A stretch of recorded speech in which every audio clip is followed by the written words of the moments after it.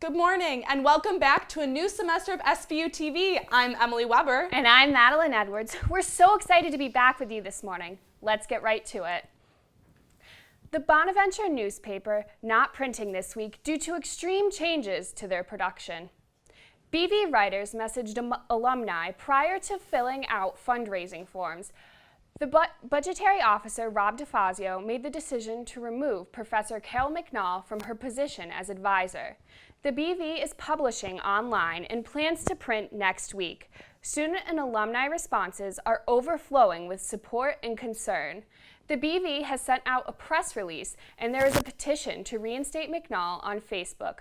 We reached out to McNall and editor of the BV, Natalie Forster, but they refused to comment at this time. We will continue to bring you updates as we find out more information. St. Bonaventure students sent a threatening email to a freshman earlier this week.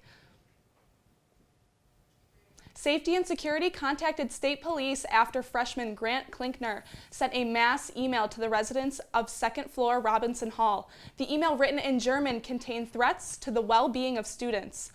New York State Trooper James O'Callahan said, "Law enforcement searched Klinkner's room and car but found nothing threatening." Klinkner, who is currently suspended from campus, denied to comment. Police charged him with aggravated harassment. Trooper O'Callahan said every case such as this must be taken seriously. It doesn't matter if we perceive that it could be a hoax or it could be just someone joking around. We can't look at it that way. We have to look at it as this is real, this is a threat, and we're going to do everything we can to defuse the problem. O'Callahan said Klinkner will appear in court later this month. We will continue to bring updates as we receive them. A terroristic threat aimed at Olean High School students marred the first few days of classes last week. According to Olean Police Chief Jeffrey Raleigh, a video posted on social media last Thursday included pictures of various Olean High School students. The video also listed the name, date of birth, and the phrase RIP for each student. Classes went on as scheduled through Friday afternoon, and it wasn't long before police caught the suspect later that evening. Although the situation has been resolved, it was a case that Raleigh had not seen the likes of before. This one was a little unique in the fact that it used social media. I think the ones we've had previously were more graffiti related, but these things will undoubtedly continue, and each one will be a little bit different than the next, and we'll just do the best we can to put an end to it as quickly as possible. Because the suspect is a minor, police could not release his name. Police charged the teen with making a terroristic threat, and he will be arraigned in Olean Family Court. Coming up, we remember a student killed in a tragic accident at the beginning of the semester. Plus, 6 deaths related to vaping. We'll have more on why e-cigarettes are so bad for you. Stick around. SBU-TV, new now next. Hey, Dad. Hey, Dad. Do we have a gun? Why do you ask that, kiddo?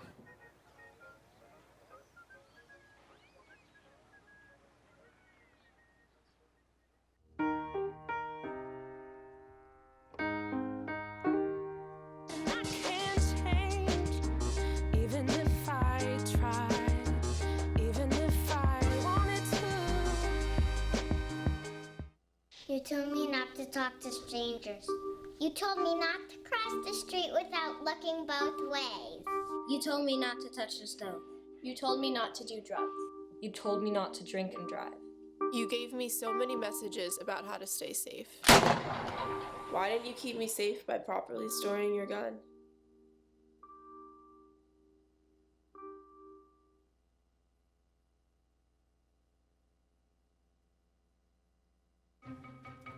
Me and my boy Matt had it good. He had catnip that was off the hook. But one day, he brings a girl home, and she's allergic to cats. Every sneeze was a nail in my coffin. Now I'm in a shelter. It's decent, but they don't even have Wi-Fi.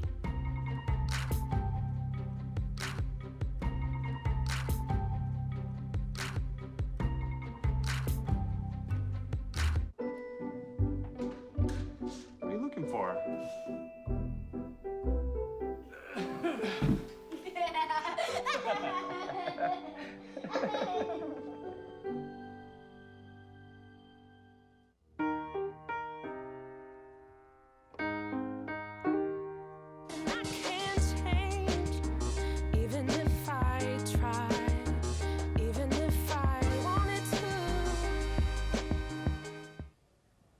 Bonaventure student Alexis Reyes killed in a car accident days before the semester started. Teddy Caputo spoke with the university about their plans to memorialize her. On August 24, 2019, the university's notice board notified the campus community that Alexis Reyes died in a car accident in Pennsylvania while driving back to St. Bonaventure from New York City. Reyes was a part of the HEOP program and planned on getting her degree in psychology and sociology. She was also the first person ever in her family to go to college. I'm standing outside of DeVroe Hall at St. Bonaventure University. This is where Alexis Reyes would have lived this year. I was unable to get in contact with her family members, and her close friends declined to comment on camera about her passing. However, I did talk to some Bonaventure faculty members who knew Alexis personally, and they had nothing but positive things to say about her.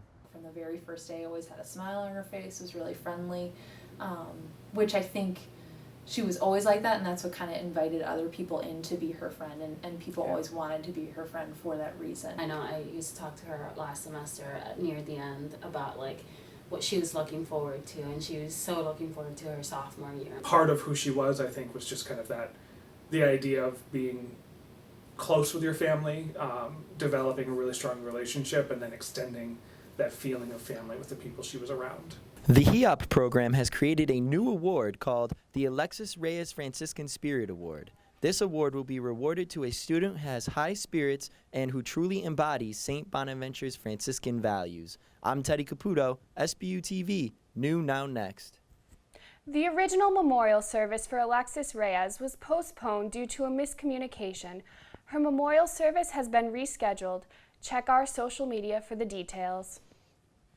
6 people dead in the past 2 months due to vape-related illnesses. SBU-TV's Brendan O'Leary tells you why it's so dangerous. The self-advertised healthy solution to smoking, vaping has been linked to 6 deaths and more than 450 cases of lung illness associated with e-cigarettes. As of Wednesday, President Trump and his administration stated that they would ban most flavored e-cigarettes from being sold in stores. Like many high schools who have seen nearly a doubling of vape users, colleges have also seen an increase. With 3 vape stores less than a 10-minute drive away, students have easy access to vape products. 3 Faces Tobacco, N3 Vapor, and JSS Vapor Lounge, where patrons can buy vape products, jewels, vape pens, or something like this, a regular old vape. So tiny, yet so unexpectedly deadly. So how does it work? Let's find out. I went to the Center for Student Wellness at St. Bonaventure University to speak with Dr. Marlene Woosmith about the possible dangers of vaping. 1 3 ml cartridge is equivalent to a pack of cigarettes, an entire pack, and it's not uncommon for people who vape to use 3 to 5 of these cartridges in a week. Well, that's interesting, but now how should one stop vaping? Well, Dr. Woosmith suggested they should try to wean themselves off of it with nicotine. It is definitely recommended to do some nicotine replacement. So a patch during the day, in addition to the nicotine gum or lozenges, would be quite helpful. This has been Brendan O'Leary bringing you New Now Next, SBU-TV. The Center for Disease Control states it's continuing its investigation into the severe pulmonary disease among e-cigarette users. School is in session, and for some, that means vaccination time. I spoke to experts from the Cattaraugus County Health Department to find out what New York State requires you to do for school vaccinations. School is in session, and students need to ensure their vaccinations are updated.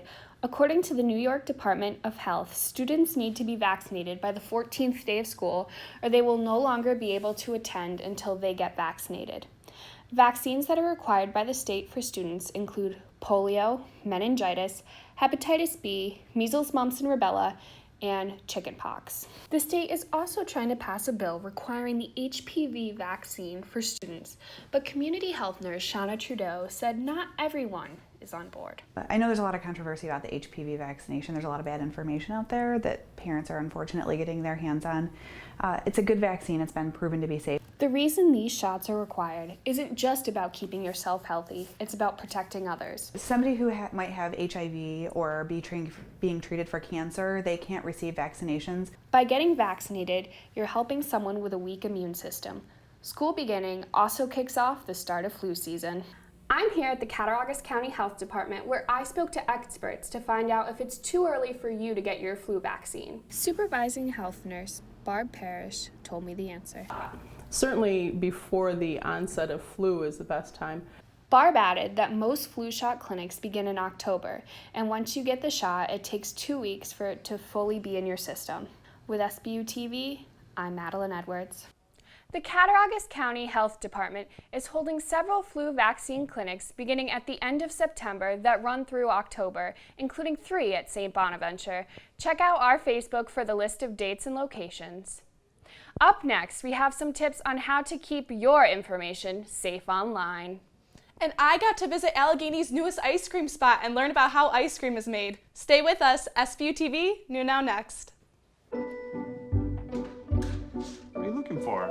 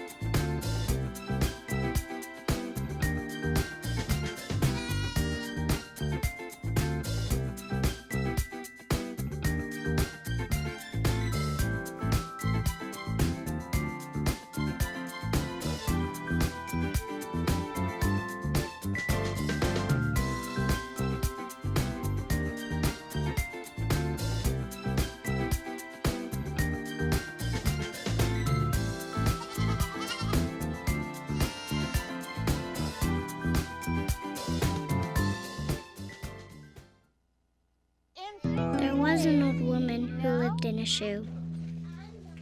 She had so many children, she didn't know what to do.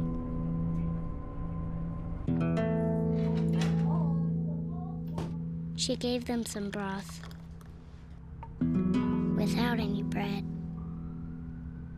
and kissed them all soundly. Lights out. Good night. And put them to bed. Hunger is a story we can end. End it at feedingamerica.org.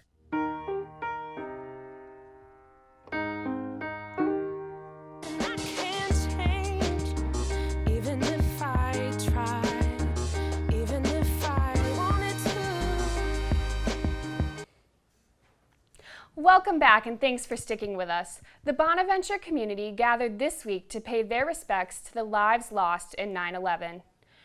St. Bonaventure remembered the events of 9/11 with a memorial service. They honored Bonnie's alumni, Friar Michael Judge, Rob Peraza, and Amy O'Doherty. The ceremony included the singing of the national anthem and bell ringing for the fallen Bonnies. The Bonas community had the opportunity to place flowers on the memorial outside of the Swan Business Center. St. Bonaventure is proud to remember 9/11. President Dennis DePiro spoke at the ceremony and shared words of encouragement. And have hope and faith in the future.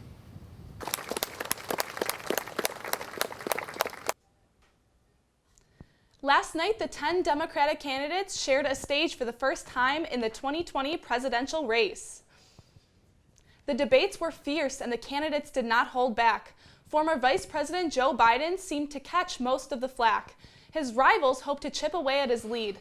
Senators Elizabeth Warren and Bernie Sanders, arguably Biden's biggest contenders, seemed rather absent from the debate. Angling themselves to win over the progressive vote, they mostly focused on free Medicare. Biden was arguably the winner of the debate, dominating the first 30 minutes where most people tune in. He rehashed the same message he had for the last 2 debates, that he is the best candidate to replace Donald Trump.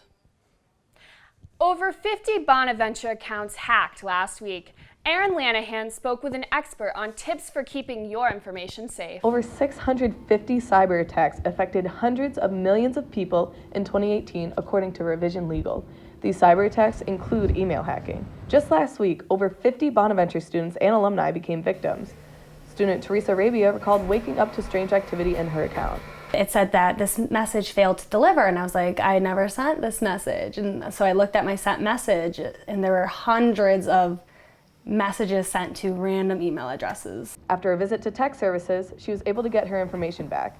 Now, Teresa made some changes about how she browses the internet. It can just happen from saving your passwords in your browser, and I know it's really convenient, but I'm probably going to stop doing that. This isn't just an on-campus issue. You could be home, in a coffee shop, or at your friend's house and still lose your information if you're not careful enough.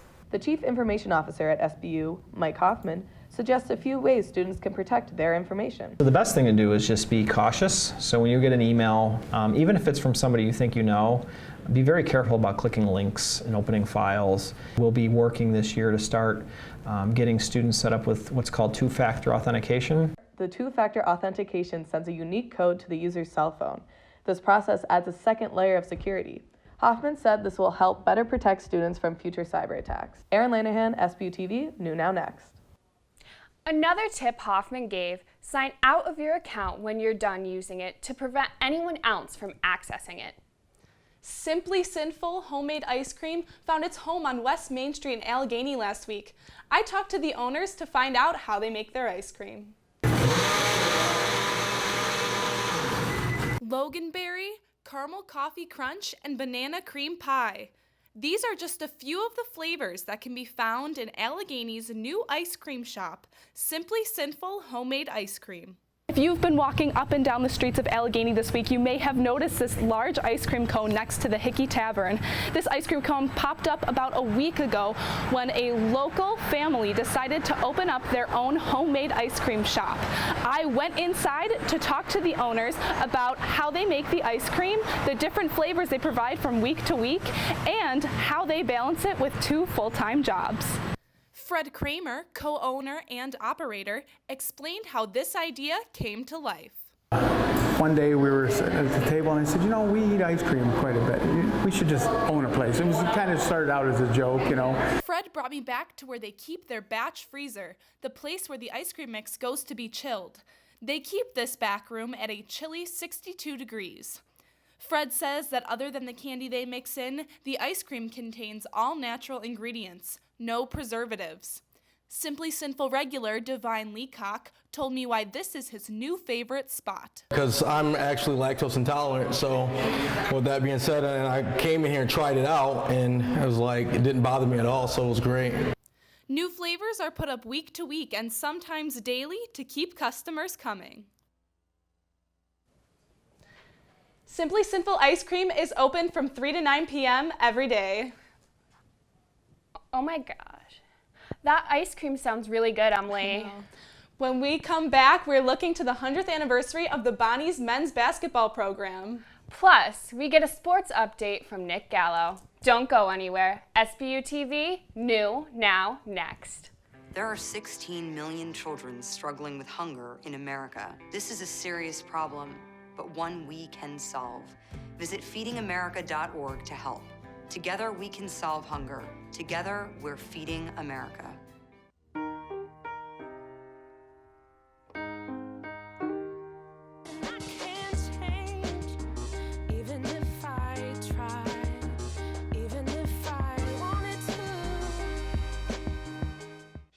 A Dog's Way Home is the story of the extraordinary lengths a dog will go to in order to get back to their family.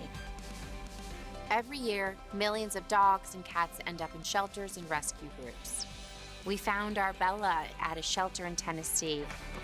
When you adopt a shelter pet, you discover they're all pure love.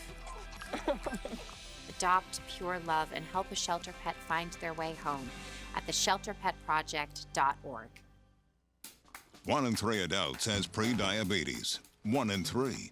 That means it could be you, your favorite brother, your other brother, you, your football buddy, your football buddy, you, the boss's boss. If 1 in 3 adults has pre-diabetes, that means it could be you, your barber, your barber's barber.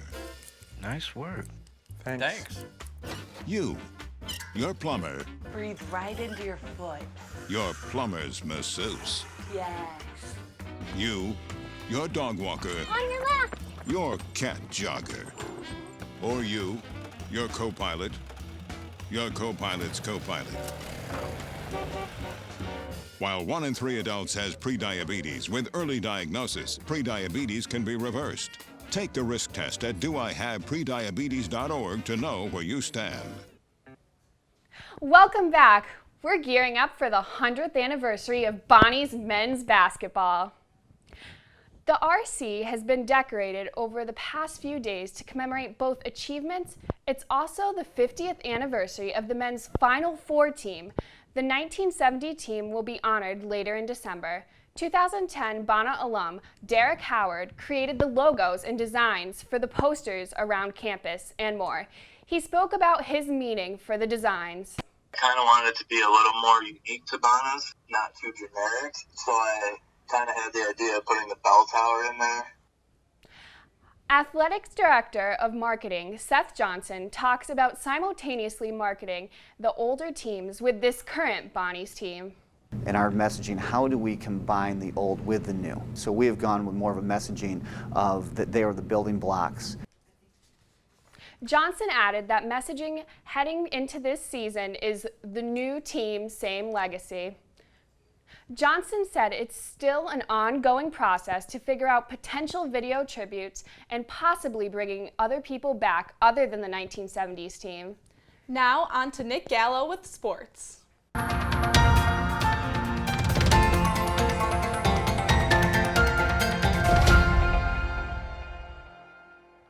Thanks, Maddie and Emily, and welcome back, everybody, to SBU-TV Sports, where sports happen here. We have another exciting year of sports as we kick off our first ever player profile with senior captain goalkeeper Lauren Malcolm. So Lauren Malcolm, thank you again for joining us at the player profile. This is the first of the semester and the first of the year. Thank you so much for having me. Thank you. Your freshman year, you started like 19 games Yeah. right off the bat. Talk a little bit about that, just like maybe the struggles, the successes. It was definitely coming in as a freshman. I mean, the goal is obviously to start and play, but when that reality actually hits and sets in, I was kind of like shell-shocked at first, and I remember the first game, I didn't even feel like I was playing. Like, it was like an outer body experience. 3 years passes by. And now you're the senior, you're a captain. Yeah. And now you're also top 5 in all-time saves as a Bonnie. What is that like, just hearing that and then knowing that you have a chance to keep moving up? Yeah, no, like you said, like it's hard to believe. I try sometimes not to focus on that kind of stuff. I don't know, it's hard to believe. Talk a little about your family and how they supported you. Almost every game I see them on the sidelines, and we have this little thing, like I love when they're like near my goal, so I always like make them like switch halves. So like when I switch goals, they switch sides. How would you describe your time here as a Bonnie? Oh, that's a tough question. I mean, it's been amazing, and like I said, it's gonna be so sad to leave, and I try not to think about maybe like the end of it because it's just so hard sometimes to like grasp. But I definitely think like senior day or whenever our last game or practice will be, it will be sad. Thank you again for so much for doing this. Yeah, thank you. I appreciate it. Malcolm recorded her 400th save last night against Canisius. She is the 4th ever women's Bonnie soccer player to ever do that. Thanks for everybody for tuning in to SBU-TV Sports. Now back to you, Maddie and Emily. Thanks, Nick. Now that's all we have for you this morning on Friday the 13th. Don't forget to check out our SBU-TV Facebook, Instagram, and Twitter for updates throughout the week. I'm Madeline Edwards. And I'm Emily Weber. Thanks for tuning in. Happy Friday, everyone, and have a great and safe weekend.